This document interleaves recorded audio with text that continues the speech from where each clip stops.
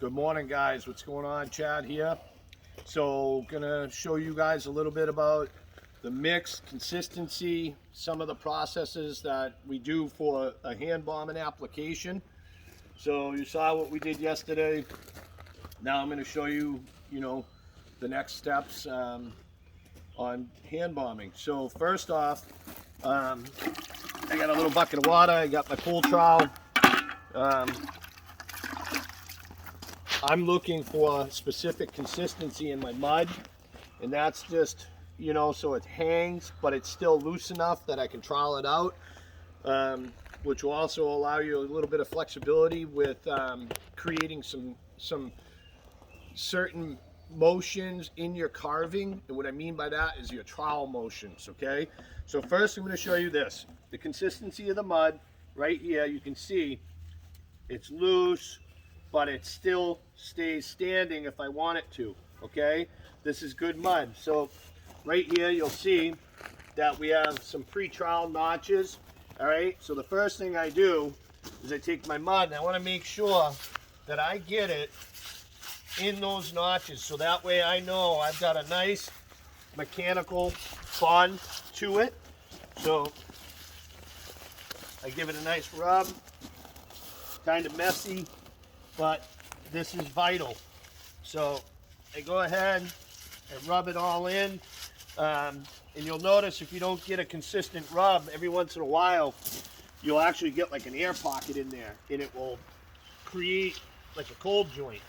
So it's good to make sure you get it rubbed right in. That's going to give you the bond that you're looking for. Okay, so I'm going to just finish this little area right here. And this is good for, if you're just doing some small features, practicing, because I don't care how big you get, you're always going to need this method. Even doing commercial applications, there's a lot of hand bombing involved. So another thing, and it sounds kind of crazy, is when you start the hand bomb, I got a pair of rubber gloves on underneath my other gloves. Having your hands clean with water on it allows for the flop. And what I mean by that is this. When I get a scoop, I want it to flop off and not stick to my hands. So I just kind of get some consistent piles because I want enough to carve here. So same size scoops every time. So that way I know I got about 4 inches of mud on it. Again, I kind of try to throw as consistent as I can, so that way when I'm troweling, I have a consistent mud to make my shape, and I have enough mud to do what I want. So if it starts to stick to your hands, move them up. And again, this is, even if you're using sprayers, quickie sprays, whatever you're using, you're still going to have to do some hand bombing. And normally when you hand bomb, it's always in the most difficult areas that you're going to do. So I want to do this area so I can show you how I trowel it out.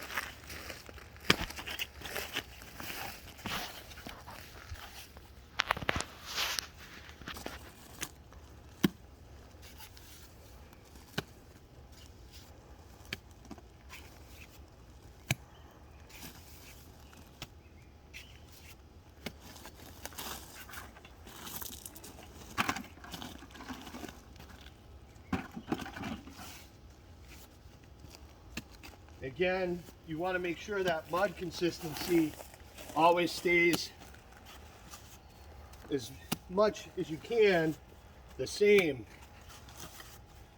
That way, when you're troweling, The cure times are all the same. All of that plays a factor. If you're working in a hot area, you know, wet down your structure first, because the structure, if it's dry, is going to suck out the moisture in the mud. That gives less working time.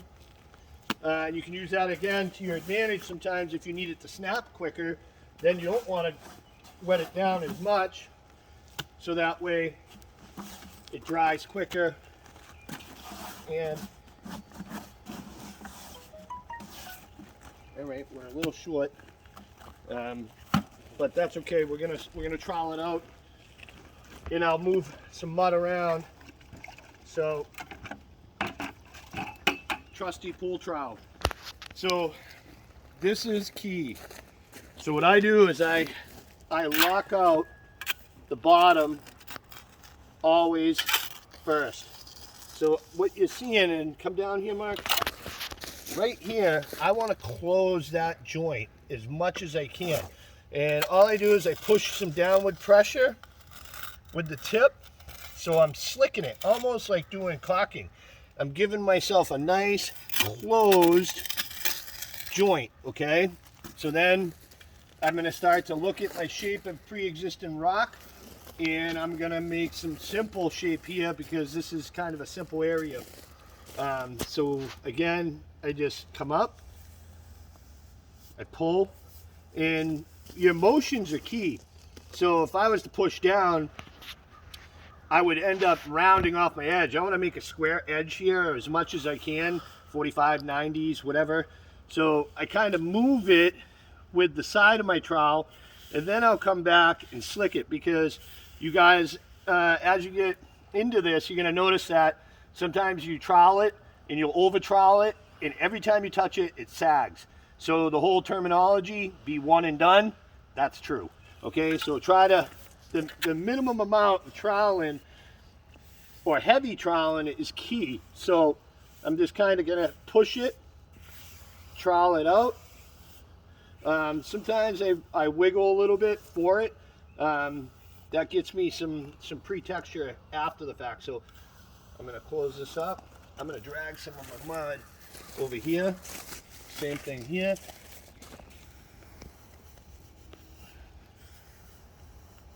Now I'm comfortable with what I got. So if you see right here, I'm going to make a joint here. So what I do is I push mud again, and I use the side of my trowel, and I kind of make a lip, okay? And you'll see what I do with that in a second. So I'm pushing,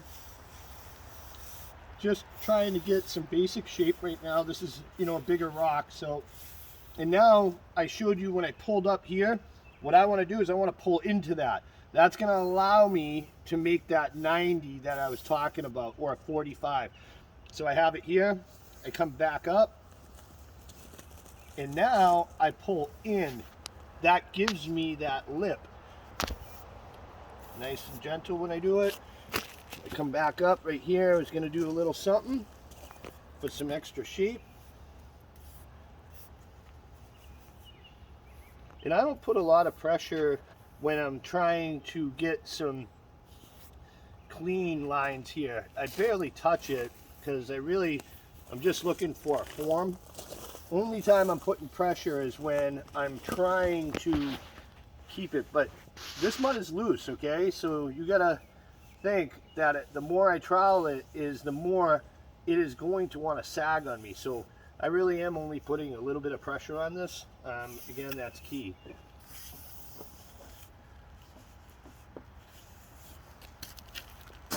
Come up here, we'll slick us.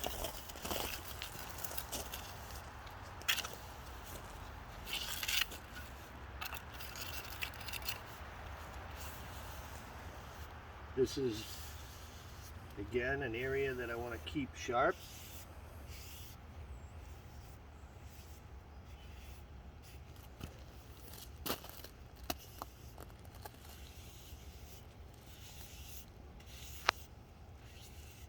And you'll see me once in a while like do this, where I'm just kind of jiggling. That's just giving me some shape. Rock's always got tons of motion in it. So just trying to go with the motions. So I'm gonna keep it simple over here.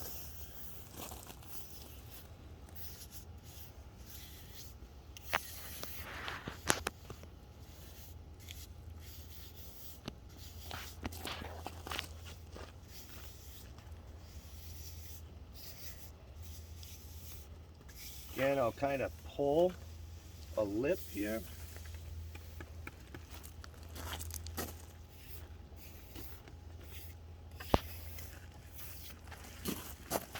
Give ourselves a little slip.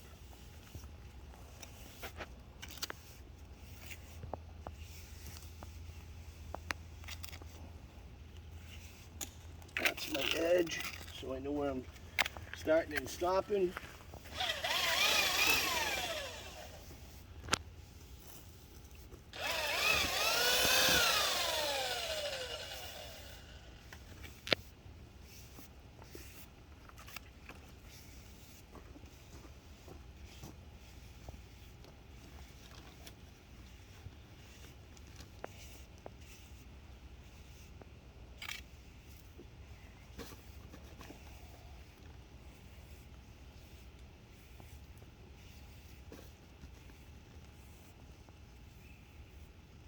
Alright, I think I got some good shape here to work with. So what I want to do now is just kind of look it over, see if there's anything I really want to correct. I like what I got, and what I'm going to do next is I'm going to show you some additional troweling methods to get certain effects that come later down the road. So what we'll do is we'll make a second video here that shows that trowel movements and just how to hold the trowel, what to do with the trowel, and that way you guys will get a little more comfortable with the trowel in your hand, which is very important, especially in this industry. If you're going to carve, you need to know how to hold a trowel. So I feel like we're at that point, and what we'll do is we'll just take a quickie and look at what we have here. Okay, so most of the trowel marks on my pre-troweling is good. I like what I got. I like this portion of the rock over here. So what we'll do next is I'm going to show you some light movements with the trowel, and that will give you guys some effects later down the road. All right, thanks.